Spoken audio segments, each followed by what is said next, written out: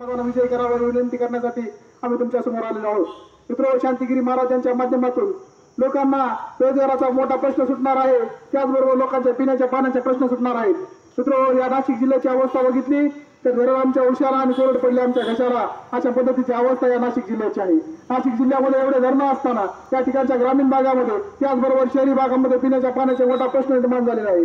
म्हणून या ठिकाणच्या नाशिक जिल्ह्याचे जे काही प्रश्न आहेत, जे मुख्य प्रश्न आहेत, रस्ते, वीज, पाणी, त्या प्रश्नांच्या सोडवणुकीसाठी नाशिक जिल्ह्याचा एक बुलंद आवाज आहे, तो म्हणजे शांतिगिरी महाराज. शांतिगिरी महाराजांच्या माध्यमातून एक आध्यात्मिक स्तराचं काम, आध्यात्मिक ज्ञानाचं काम, तर त्याचबरोबर शिक्षणाचं, आधुनिक शिक्षणाचं ज्ञानाचं काम तर कोण करणार असेल तर ते शांतिगिरी महाराज करणार आहेत. म्हणून शांतिगिरी महाराज यांना प्रचंड मतांना विजयी करावा ही विनंती मी तुमच्या समोर करतो. भारत माझा देश आहे, भारत देशावर माझा प्रेम आहे असं म्हणणाऱ्या तमाम नागरिकांना भारताचा अभिमान वाटावा, भारत देशाचा अभिमान वाटावा, नागरिक घडवण्याचं काम, चांगलं नागरिक घडवण्याचं काम कोण करणार असेल तर ते शांतिगिरी महाराज करणार आहेत.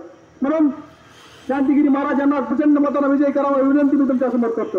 मित्र, या ठिकाणच्या लोकांचा रोजगाराचा प्रश्न, या ठिकाणी नाशिकमध्ये जर IT पार्क आलं तर IT पार्कच्या माध्यमातून तिथे मोठमोठ्या सॉफ्टवेअर कंपन्या येतील. त्या सॉफ्टवेअर कंपन्या आल्या तर या सॉफ्टवेअर कंपन्यांमध्ये तुमच्या आमच्या नाशिकची पुत्र या ठिकाणी रोजगाराला लागतील. आणि हे तर यांना रोजगार भेटला, एका माणसाला रोजगार भेटला तर त्याच्यासोबत 4 ते 5 जण त्यांच्यासोबत परिवाराची सुखी होतील. म्हणून अशा हजारो लोकांना सुखी करण्याचं काम आमच्या माध्यमातून शांतिगिरी महाराजांच्या माध्यमातून होणार आहे. म्हणून शांतिगिरी महाराज यांना प्रचंड मताने निवडून द्यावं ही विनंती मी तुमच्या समोर करतो.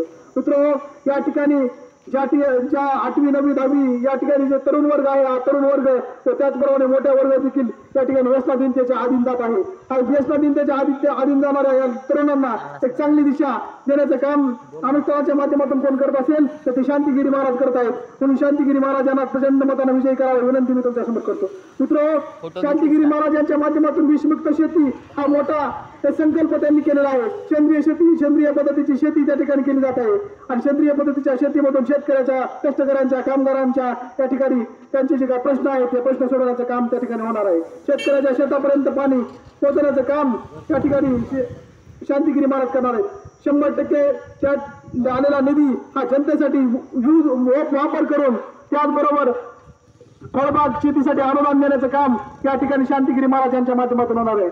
आमच्या देशामध्ये त्या ठिकाणी आमची राज्यघटना निर्माण झाली त्यावेळी आम्हाला घटनेनं कलम क्रमांक 1 आमच्या देशाचं नाव निश्चित झालं. आम्हाला शिक्षणाचा अधिकार भेटला, आम्हाला बोलण्याचा अधिकार भेटला, स्त्री समानतेचा अधिकार भेटला, स्त्री संरक्षणाचा अधिकार भेटला.